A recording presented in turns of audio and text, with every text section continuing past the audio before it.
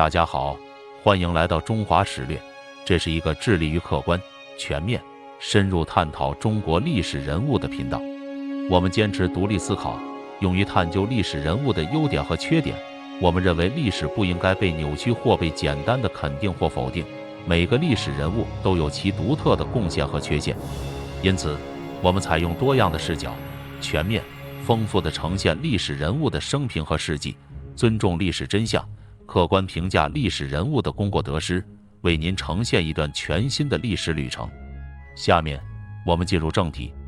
在我们的印象中，魏忠贤就是一个十恶不赦、谄媚逢迎、艰险阴狠的小人形象，这都是因为近些年许多电视剧对于魏忠贤这个人物单一的刻画造成的。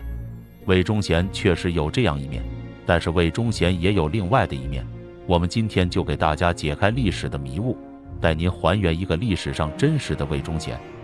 宦官干政是中国古代历史上中国封建王朝覆灭的重要原因之一，这一点在两汉时期尤其明显。只是宦官为什么能够干政，这个原因我们必须知道。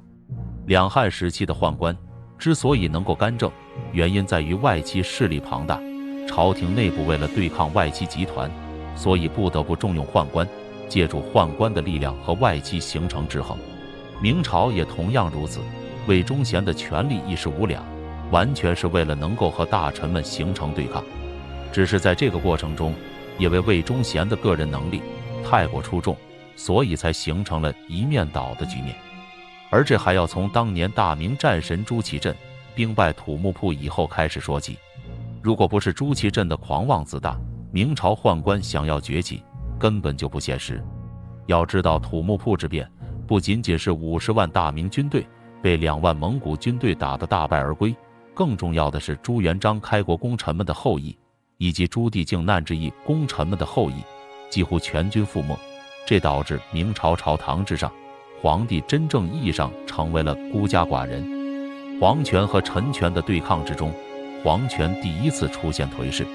面对这样的情况，为了让皇权能够保证足够的威慑力，皇帝就必须想办法扶持另一种势力来对抗新的大臣集团。思来想去，无法留下后代的宦官们自然就成了最好的选择。相较于大臣来说，他们无法留下后代，无论权力再大，也不可能影响到整个国家的传承发展。这让明朝后续的帝王们就像打开了新世界的大门。古今第一宦官魏忠贤便是在这样的历史背景之下崛起的。随着明朝皇帝越发的重用宦官，不仅是魏忠贤本人，所有宦官的地位都得到了一定的提升。而魏忠贤在所有宦官之中表现又十分突出，也难怪民间传言只知有忠贤，不知有皇帝。可魏忠贤是否真的一无是处、十恶不赦呢？这就要从魏忠贤生前和死后的明朝发展进行对比。魏忠贤掌权时期重用了袁崇焕等明朝的将军，关外也常常传来捷报，皇太极被明军打得躲回了盛京，努尔哈赤被炮弹击中不久身亡，这些都是魏忠贤掌权时期的成果。另外，魏忠贤对江南商业的征税也使得国库充实，而出身农家的魏忠贤体恤农民，不给农民加赋，也算是好事一件。至于魏忠贤的罪过，这边就不再一一赘述了。贪赃枉法、陷害忠良的事情也让魏忠贤的骂名一直流传到了今天。但是魏忠贤掌权时期也并不是只会作恶，他也做了些有利于江山社稷和人民的事情。说这些不是为了给魏忠贤伸冤，而是希望大家更加全面地了解这个十恶不赦的人。魏忠贤掌权时期，明朝政府在辽东后金的对战之中一扫万历末年的颓势，打了许多胜战。当时袁崇焕也在这个时期得到了重用。从袁崇焕和魏忠贤交流的信件中可以看出，两个人的关系还算和谐。而且袁崇焕最有名的几场胜战都是在这个时期打下的。而且这一时期关外的战况几乎都是捷报，不仅用大炮轰伤了努尔哈赤，宁锦大捷的时候，明朝军队多次战胜皇太极，打得皇太极只能躲回盛京。其实战争形势这么好的一个重要原因就是军饷充足，而军饷之所能以够如此充足，还是需要税收。魏忠贤的另一个本事就是非常会收税。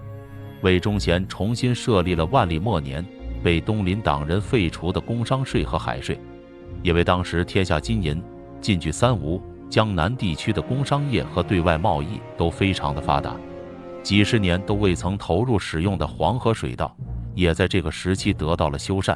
魏忠贤还向东林党人垄断的产业进行征收款项，但是尽管魏忠贤热衷于征税，但是他并没有给农民加赋，这也是因为他自己也是出身农家，深知农民疾苦的原因吧。因此他无论怎么贪污钱财，总归有一点底线。而国内各个地方出现灾祸，魏忠贤也愿意出资出力去赈灾，这和后来逐渐是大的东林党完全是两个样子。所以魏忠贤也并非是一无是处，只知兴风作浪的奸佞小人。这也是为什么当时后金部队在朱由校在位期间没有取得任何进展，到了崇祯皇帝在位期间，反倒是连续2次成功突袭北京城。明朝亡国是亡在崇祯皇帝手上的，而崇祯皇帝上位的第一件事情就是除了魏忠贤，崇祯皇帝还曾说过：“朕非亡国之君，臣乃亡国之臣。”可见崇祯皇帝对他掌权时的这些臣子心里是有些意见的。我们都知道，魏忠贤倒台之后，被魏忠贤打压的东林党上台，崇祯皇帝指的亡国之臣，应该就是这些人了。天启年间排得上号的民间叛乱，只有苏州那一次，五人墓碑记所记的事件就是这一次。而到了崇祯上位之后，张献忠、李自成等人都开始造反了，可见这个时候是一个更不稳定、人民更不适合生活的年代。这其中的主要的原因，就是因为东林党人。东林党人一般多是江南大夫，而江南一带正是当时工商行业和对外贸易高度集中的地方。魏忠贤掌权的时候，对这些资本家进行了征税、商税、海税，都是魏忠贤制定出来的。到了东林党上位之后，为了保障东林党人自己的利益，东林党建议皇帝停掉了这些税收，转而将这些税收加到了农民的头上，所以造成了明末许多各地农民都开始起义造反，这也是加速明朝灭亡的原因之一。反观东林党，自从帮助皇帝将魏忠贤诛杀以后，就开始把持朝政，以更加疯狂的姿态扩大自身的权力，可正是一件也不做。无论对内还是对外，东林党都显示出极其愚蠢且低下的办事效率。是他们没有能力做好吗？其实完全是他们心本就不在于此。据说在天启刚刚继位时，他很疼爱的弟弟崇祯当时才9岁。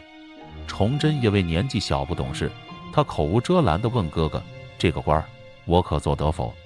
谁知天启想都没想，立马回答：“我做几年事，当与汝做。”难得在皇家，天启和他的弟弟之间还是如此的手足情深。可怜天启一语成谶，他只活了22岁就去世了。天启因为没有子嗣，传位崇祯。天启皇帝在弥留之际，还在拉着他弟弟的手说，一定要重用魏忠贤。可惜他的弟弟没有听他的，继位不久就要杀魏忠贤。魏忠贤在回京路上自杀身亡。接下来的事情让崇祯懊恼了，在抄魏家的时候，根本没有抄出什么值钱的东西。因为魏忠贤已经把他的大部分家产都捐给了辽东作为军费，而这些捐出去的东西大多是皇帝所赐。由此看来，魏忠贤绝不是一个十恶不赦的阉党。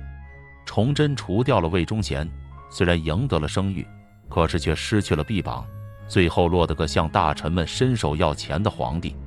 魏忠贤起码还是忠于皇帝、忠于大明的。从这一角度来看，也难怪崇祯皇帝死前从没有说过宦官误我，而是说诸臣误我。至于魏忠贤残害忠良、贪赃枉法的事情，功过簿上后人也自有评说。好坏这些简单的词语，也已经不足够评价魏忠贤这样的人了。最后感谢您的收看，欢迎订阅本频道，并在留言区留下您的评论，我们下期再见。